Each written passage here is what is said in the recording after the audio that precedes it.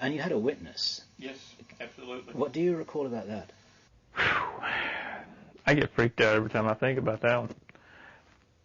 It was at a house in Oklahoma, and I was helping a friend of mine move. And I was in the one bedroom, and she was in the kitchen. For me to get from the bed to the front door would have entailed going down, cutting across, down, cutting across, very winding way. Well, as I said, she was in the kitchen, straight line, kitchen, living room, front door. No door in between, no wall in between. Well, she was reading and doing her own thing in the kitchen, and I'm sound asleep. And her youngest son gets up screaming and goes to the front door trying to get out. This is 2, 3 o'clock in the morning. She jumps up, starts to run to get him.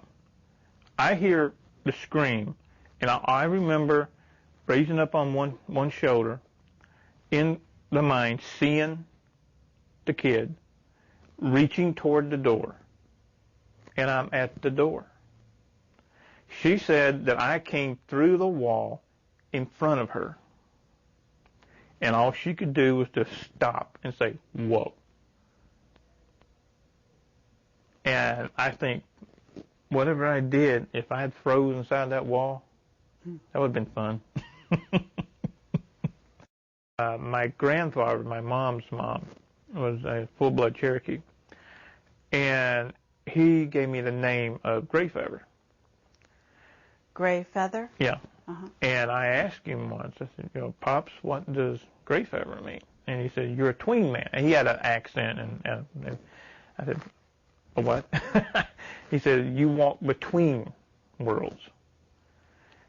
And this is before I knew anything about anything. I saw 9/11 2 weeks before it happened. I put it up on some bulletin boards on the net, was laughed at. I lived in Delaware at that time, right on the eastern shore, walking distance to the beach. I had a trip planned to Boston. A couple of days before the trip, because we were going to drive it, I get a phone call. And it's the metallic, digitized voice. It says, postpone your trip. 2-day window, plus or minus 1 day, wherever, here, or here. It's going to be something big happening in New York. You don't be caught in it. Now, have you had other premonitions that haven't come true yet? Yeah. I've seen this country almost split in half. I mean, physically split in half. Again, I lived in Delaware, and I just laid down, and it's one of those times where 1 minute I'm here, next minute I'm here, okay? And I'm looking down on the United States.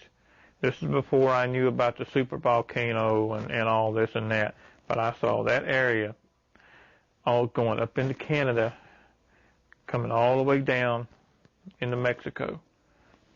The whole western part of the country split off from the rest of the United States. And what I'm seeing is like a river of fire coming all the way down. Wow. And did you have a timeline for that? Soon. Mm-hmm. Very soon. So are you making any plans for yourself and your family because of what you're dreaming or seeing? Yeah? Yeah. Uh-huh. Are you finding a safe place? There's really not going to be a safe place. The best preparedness that I know of is to be able to be mobile. Mm. There is no one safe place. Okay.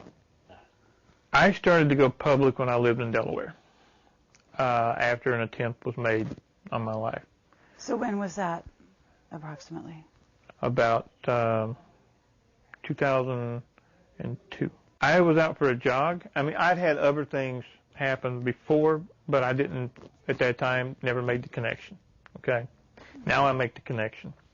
I was out for a jog, and it's in the wintertime, and I hear a motorcycle. Motorcycle. You ever been on the East Coast in the wintertime when the wind blows? It's frigid. I have, actually. And I'm out jogging, and I hear a motorcycle, and I start, the ears go up hairs start standing up, one of those. So I go from a hard run just to a light jog, and I see the motorcycle. Solid black. No insignia, just solid black. 2 riders dressed in black. Black OPEC face mask. I'm going this way, they're coming this way. This thing is going so slow, I'm trying to understand how in the world it's staying up. And as it comes up to me, I'm running scenarios. Okay, I'm wearing ankle weights and wrist weights. Like, okay, I'm waiting to see a gun. So I'm thinking this was coming off, this is going to throw, forward row, kick the back wheel, try to get an advantage. Just all this is playing out in my mind. The guy does open his coat, puts his hand in his coat. This is the rider. All I see are 2 fingers. Points them at me and goes like this. And goes back. And I'm thinking, okay, this is just a warning. Okay? And they slowly go on down the road, going toward Route 1 to go north. I didn't make it 10 steps. I had puke, bile, everything. I had to crawl home. I was sick for 3 days. I finally got to the doctor and said I had some kind of unknown viral infection. He did shoot me, just not with a gun. I think half the people who hear what I have to say look at it and say, what a lying stack of dung. This is so much BS. There is no way any of this could happen, et cetera, et cetera, et cetera. Well, I'll give a response that I gave a guy on a radio show one night. I wish that were true. I'd love to be able to take a pill every day and have a nice life. But I can't, because it did happen. And I don't have the whole story myself. And I may never get it. What happened to me, you know, and I know, I told about how they split the personality. That's just the tip of the iceberg. Okay? I remember the beatings, to being thrown naked into a refrigerator room because I couldn't get something right. You know, this went on and on, and not just to me, but to all of us that were in this particular group. And this stuff shouldn't happen. You know, we consider ourselves a civilized, free society.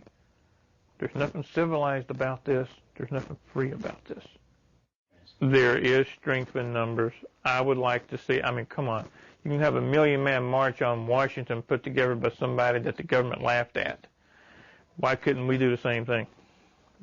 This stuff has got to stop. You know, people, and like I said, we're supposed to live in a civilized, free society. We don't. When they can walk in, take you as a child, turn you into a killer, and then use you, abuse you, and when they're done, throw you away. It shouldn't happen.